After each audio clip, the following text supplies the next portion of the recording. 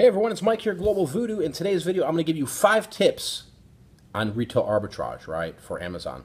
You know, I hear there's lots of talk about retail arbitrage is dead, there's no opportunities, and I think that's furthest from the truth.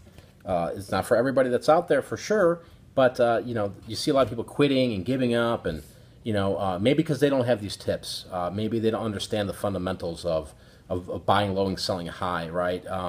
There's all these opportunities, guys, out there as somebody who's a small business owner doing e-commerce, right? Whether it's thrift stores, garage sales, flea markets, right? And obviously you can't beat the ROI, the punch when it comes to those products that you're finding it for super deals. Again, retail arbitrage, you got to have some kind of bankroll, okay? So let's just talk about that really briefly here, price points, okay? I stress this, I think it's my number one thing I stress, besides saving money, is having the right price points. It's very important. Understanding how you're going to list that, right? How are you going to, when you're scanning this item and you're going to pay $3, are you guaranteed to make $9? No. Maybe stop looking at the highest number and start going in the middle, the medium price to see, right? It's all about, you know, is it worth your time too, okay? And there is a race to the bottom on a lot of retail arbitrage type of items, mostly in the toy category, right? Then there's opportunities, like especially with Q4 and everything, where things just start breaking off. But typically I'm talking about a full year's worth of buying and selling and resourcing from arbitrage type atmospheres from major companies or mom and pop stores. So price points is definitely the number one thing to it. 2 is the competition. You have to know what your competition is doing. Stay away from them by all means, as what you really want to do, okay? Unless it's a fast moving flip. You know, something that you can buy right now and it's got a low rank, or maybe it's long tail. Understand the purchase, but the competition. When you're seeing somebody, a listing on Amazon that's got 200 sellers on there, why would you want to jump in that listing? Unless there's profit right then, right? But trust me, I mean, it's getting so bad on some atmospheres, some listings, where just 4 people screwed up. So, you know, when you're stuck in that scenario, what do? You can either blow it out, and a lot of times you're going to lose money, or you're making 10%. Or wait it out. So understand that. Understand the competition thing. Try to stay away from it as far as you can, because that's where you're going to have the true advantage. The other aspect of it is maybe you're not. Maybe you need to get engaged in some categories like grocery or health and beauty, or even clothing, because I'm in all those categories there, and there's just an abundance of stuff out there for me to grab. Again, I don't have all the money in the world, so I can't buy. I mean, I'm not $1 million seller here, right? I'm being honest with you guys. So I've got a limited cash flow for what I can do every week, every month for retail arbitrage. So that plays a big part in it. But those categories I just mentioned, there's plenty of opportunity in there, right? And if you don't know what the opportunities are, then you're not educated enough to know what to look for. And trust me, that could be a big problem for everybody, especially people starting out new. Because a lot of this talk of retail arbitrage, it's not just all about going out there, picking up your phone, scanning something. Yeah, that's the dummy approach. Yeah, well, here, this is $2, and I can sell for $100. Yippee, yippee, yay, me. Yeah, but things change. The rank, you got to understand the ranks. There's a lot more into that, and I think that's the basics of Amazon. Once you get the basics, you know, you can kind of move into other different types of things. Now, I talked about this competition factor of, you know, with competition, you want to stay away from.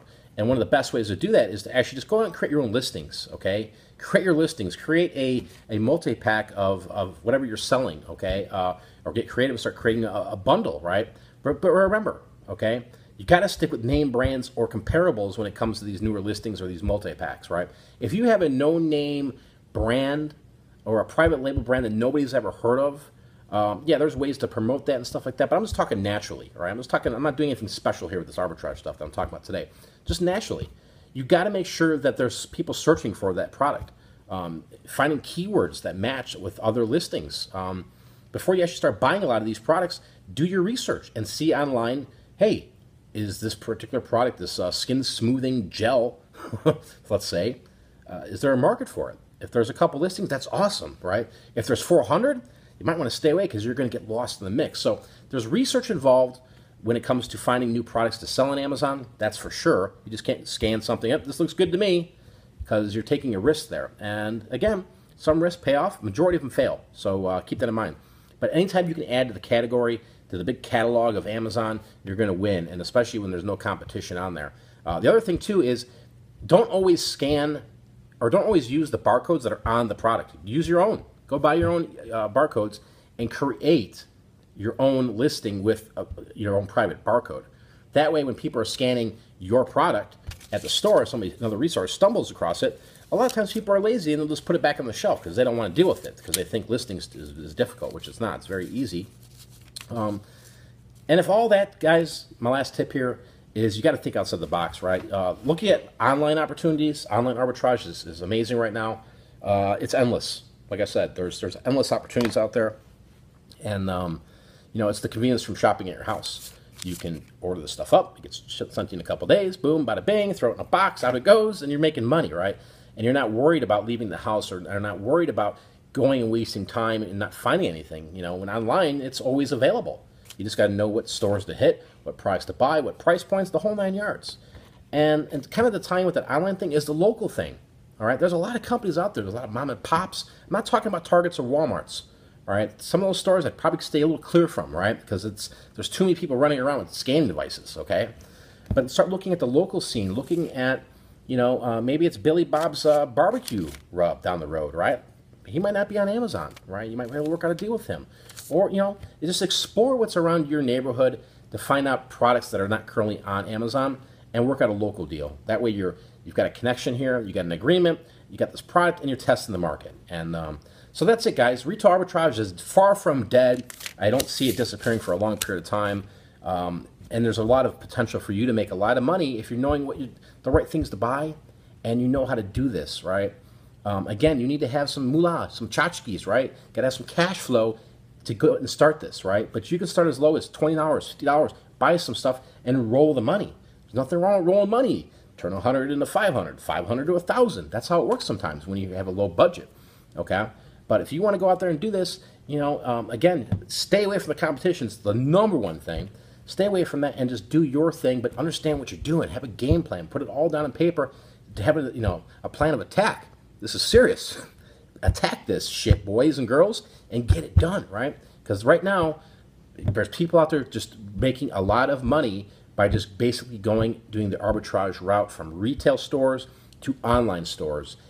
And, you know, what I've been hearing lately and seeing lately is just discouragement from other people saying there's no money to be made. And, you know, maybe you got to come out here to Arizona with me and come drive around with me for a couple of days, because I'll find you opportunities all day long. Or jump in and hang out with me and I'll show you freaking 10,000 opportunities to buy. So, anyways, guys, appreciate your time today. If you enjoyed the video, hit the like button. Till next time, I'm out of here.